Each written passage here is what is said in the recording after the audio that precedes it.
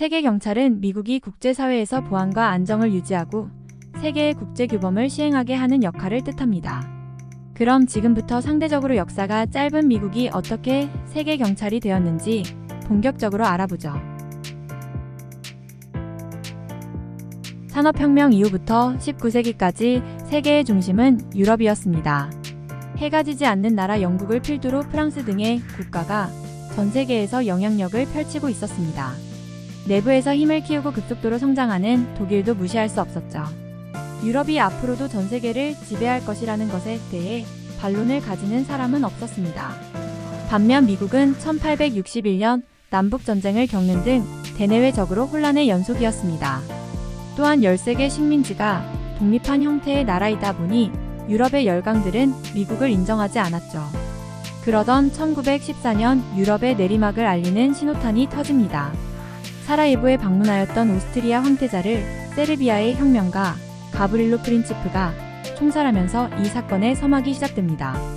황태자가 암살당한 오스트리아는 즉각 세르비아에 선전포고를 하였습니다. 그러자 세르비아와 동맹 관계였던 러시아 제국은 자국에 총동원령을 내리게 되죠. 그러자 오스트리아의 동맹인 독일 역시 러시아 제국에 선전포고를 하였고 이와 동시에 러시아와 동맹이었던 프랑스에게도 선전포고를 하였습니다. 점점 유럽 본토에서의 전운이 감돌기 시작했죠. 이전 전투가 대부분 유럽 본토가 아닌 식민지 지역에서 이루어졌다면 이는 유럽 본토가 무대로 펼쳐지는 전쟁이었습니다. 또한 산업혁명 이후 급속도로 발전한 과학기술은 다량의 전투 살상 무기를 만들 수 있었기에 기존 전쟁보다 피해 역시 비교도 되지 않을 것이었습니다. 영국은 중립을 유지하고자 했으나 세계대전 당시 독일 제국이 벨기에를 침공하자 벨기에의 독립을 보장한 영국이 참전을 선언하면서 점차 전쟁은 확산됩니다. 이후 일본, 오스만 제국, 이탈리아 등이 참여하면서 본격적인 전쟁이 시작되었죠. 이것이 우리가 아는 제1차 세계대전입니다. 제1차 세계대전으로 인하여 전사자 900만 명, 민간인 사망자 600만 명, 부상자 2,700만 명이라는 유럽 전역에 막대한 피해를 입혔습니다. 전쟁 이후 유럽의 힘은 약화되었고 여러 국가가 해체되는 결과를 낳았습니다. 이 시기부터 유럽의 강대한 힘의 균열이 가기 시작하였습니다. 반면 미국은 1917년 전쟁 막바지에 참전하여 유럽에 대량의 군수 지원을 보내면서 종전 이후 전 세계에서 영향력을 확대할 수 있는 기회를 얻게 되었습니다. 무엇보다 미국의 영토가 아닌 유럽에서 전쟁이 일어났기에 피해를 최소화할 수 있었고 유럽으로의 물자 지원을 통해 많은 부를 축적할 수 있었습니다. 1차 세계대전 종전 이후 영국, 프랑스를 비롯한 승전국에서는 패전국에 대한 징벌 여론이 생기게 됩니다. 이 과정에서 미국은 승전국으로서 어느 정도의 발언권이 생겼으나 아직까지는 영국, 프랑스 위주로 국제질서가 돌아가고 있었기에 별다른 영향력을 발휘하지는 못하였습니다. 경제적 부는 미국으로 옮겨왔으나 아직 군사, 전 세계 영향력에서는 승전국인 영국과 프랑스가 세계 질서를 이끌어 나가게 되었죠. 그로 인해 영국과 프랑스를 중심으로 패전국에 막대한 배상 책임을 물게 하면서 독일 등의 패전국에서는 더욱 큰 반감이 생기게 되고 이는 2차 세계대전으로 이어지게 됩니다. 제1차 세계대전이 유럽의 힘을 약화시키는 방아쇠를 당겼다면 제2차 세계대전은 유럽 시대의 종말을 고하는 사건이었습니다. 1차 세계대전이 일어난 지 30년이 채 지나지 않은 1939년에 발생한 또 한 번의 세계대전은 많은 인명피해를 낳았습니다. 총 사망자 5,646만 명, 사상자 7천만 명을 기록한 이 전쟁은 가뜩이나 전쟁으로 황폐해졌었던 유럽에게는 재앙과 같았습니다.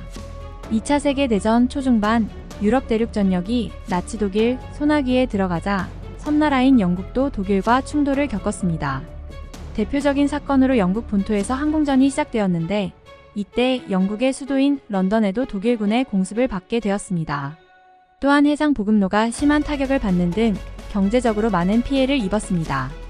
본국에서의 경제가 악화되자 식민지 관리 역시 부실해지면서 식민지 국가에서도 많은 반발이 일어나며 영국은 혼란 상태로 빠져들게 됩니다.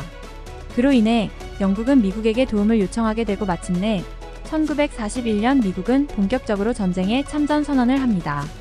영국의 윈스턴 처칠은 미국의 참전에 많은 노력을 기울였는데 이는 영국의 상황이 최악에 도달하였음을 뜻합니다. 특히 미국 참전 이후 전쟁 양상은 미국이 주도권을 쥐고 전쟁을 이끌어 나갔는데, 이는 이 시기부터 세계의 주도권이 영국에서 미국으로 바뀌고 있다는 것을 뜻하기도 하였죠. 그리고 제2차 세계대전이 끝나기 1년 전 1944년 미국 브레튼 우즈에서 열린 국제통화금융회의에서 미국 패권시대의 시작을 알린 한 가지 체제가 발표됩니다. 브레튼 우즈 체제는 미국 달러화를 기축통화로 하는 금환 본위 제도의 실시였습니다. 이는 미국만이 독점적으로 금 태환을 실시하는 것으로서 타국의 화폐는 모두 달러화의 환전을 통해 금을 구매할 수 있다는 것이었습니다. 즉 달러 패권의 시작이었습니다. 이후 브레튼 우즈 체제가 구조적 한계에 달해 이후 폐지가 되었으나 이는 당시 미국의 힘이 얼마나 강대해졌는지 알게 해줍니다. 당시 전 세계 금의 70%가 미국에 있었다고 하니 미국이 얼마나 경제 강국이 되었는지는 두말할 것도 없겠죠.